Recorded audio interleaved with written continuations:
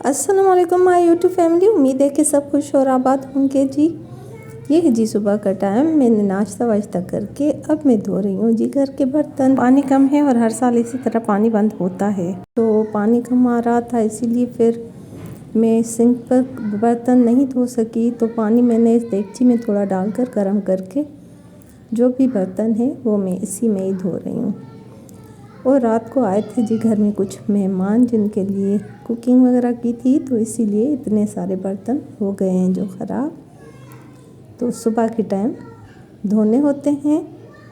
नाश्ते के बाद जी ये मैं बैठकर सब घर के बर्तन जमा करके वो धो रही हूँ। देखें जी, आपके कमरा कोई हो जो पुराना हो, टूटा फूटा हो, या कोई किचन हो वो भी टूटा फूटा हो, या चाहे वाशरूम हो, आप कितना भी उसे साफ़ रखें, आप कितना भी वहाँ पर काम करें उसके बारे में, लेकिन फिर भी वो लगता ऐसे ही है मेले के मेला।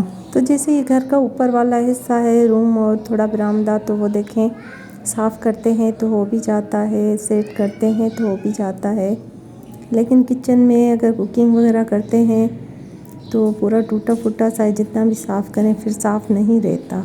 जबकि मिडिल क्लास फैमिलियाँ और मिडिल क्लास जितनी भी सिस्टर्स हैं, पूरा दिन घर में भले जितना भी काम करें लेकिन फिर भी इनको काम की कोई कमी नहीं होती।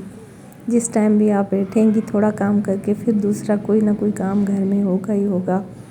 तो जी पूरी रूटीन इनकी ऐसे ही गुजरती हैं। इसी तरह रात को जब मेहमान आए थे तो मैंने ये पूरे बर्तन पहले साफ़ करके साइड में ही रख लिए थे।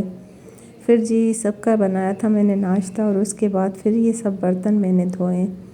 उसके बाद जितनी भी बेडशीट चारपाई की जितने भी हैं चादर, तो उन्हें भी मैंने प्रेस किया है।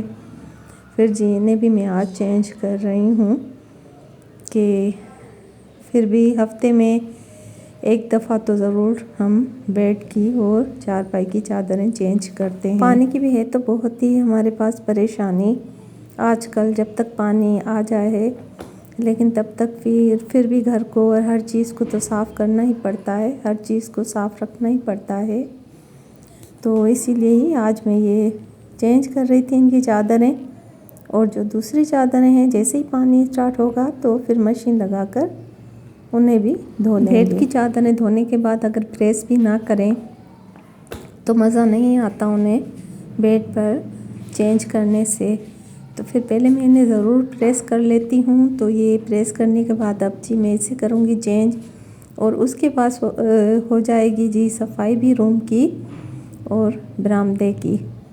तो इसी तरह ही देखें, सुबह को उठो, नाश्ता, नाश्ते के बाद जी बर्तन, बर्तन के बाद जी जो चादरें उन्हें चेंज करना, प्रेस करना, बच्चों के कपड़े वगैरह प्रेस करके रखना, और जी पूरे घर की सफाई करना। तो ये है जी मेरी मसरूफ़ियत जो मैं कर रही हूँ आप सबसे शेयर।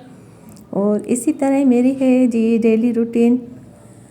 तो कहीं कहीं कभी कभी तो दावतों में जाना के लिए भी मुझे बहुत ही सोच कर निकलना पड़ता है, या किसी न किसी काम को अधूरा छोड़ना पड़ता है, तभी मैं निकल जाती हूँ। या तो फिर कभी कभी तो कोई काम 1-2 दिन पहले ही मैं कर लेती हूँ कि अब ये वाले काम मैं कर लूँ, क्योंकि मुझे इस दिन कहीं दावत में जाना है। सर्दी की वजह से हमारे घर में धूप भी बहुत आती है कम, तो ज़्यादातर तो यही सोचती हूँ कि थोड़ी धूप निकल जाए तो मैं उसमें थोड़े बैठ जाऊँ, थोड़ी मैं धूप ले लूँ। लेकिन धूप एक तो कम आती है, और जो धूप का टाइम होता है उस टाइम में मुझे किचन में कोई काम होता है या रूम में कोई काम होता है, जिसकी वजह से धूप में भी फिर बैठ नहीं सकते।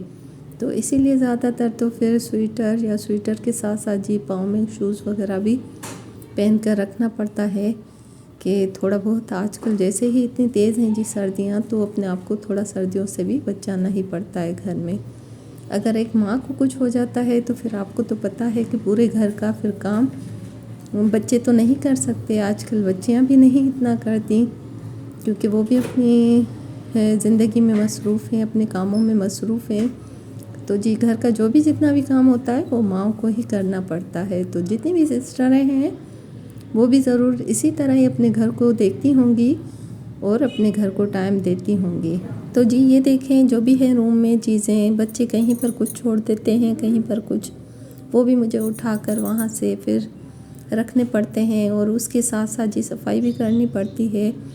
सफाई के साथ साथ आपको तो पता है बेड के नीचे डस्ट वगैरह बहुत ही आ जाती है, तो बेड के नीचे तो बहुत ही अच्छी तरह मुझे सफाई करनी पड़ती है, इसीलिए कि हमारे बिस्तरे रात को एक बिस्तरा हमारा नीचे भी लगता है, तो इसीलिए ही फिर मैं बेड के नीचे तो बहुत ही अच्छी तरह नीचे तक सफाई करनी ही पड़ती है, क्योंकि अगर मिट्टी होती है तो फिर बिस्तरे अगर हम ज़मीन पर बिछाते हैं तो बहुत ही जल्दी फिर वो बिस्तरे भी ख़राब हो जाते हैं।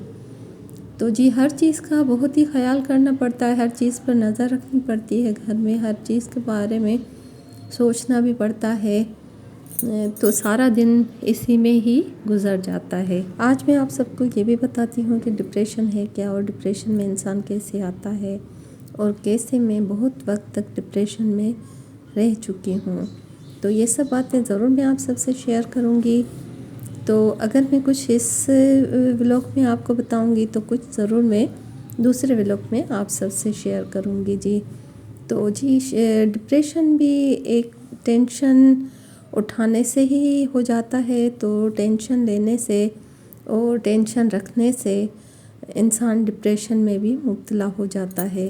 तो आजकल तो कितनी ही सिस्टरें हैं जिनके साथ ये मसले हैं और क्यों है ये भी ज़रूर मैं आप सबसे और भी करनी है मुझे बहुत सारी बातें आप सबसे जो भी मेरे बारे में है या मेरी लाइफ के बारे में है, तो ज़रूर मैं आप सबसे शेयर करूँगी।